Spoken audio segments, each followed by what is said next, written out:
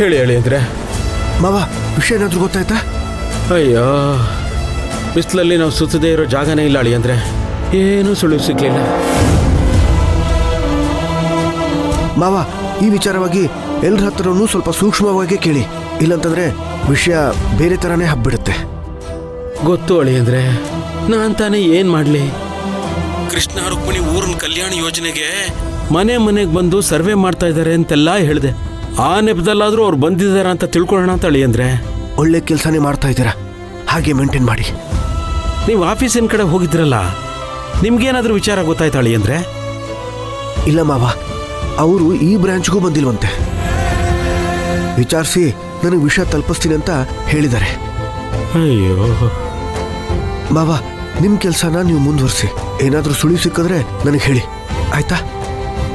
ಆಗಲಿ ಅಳಿ ಅಂದರೆ, ಆಗಲಿ ಆಗಲಿ. ಸರಿ.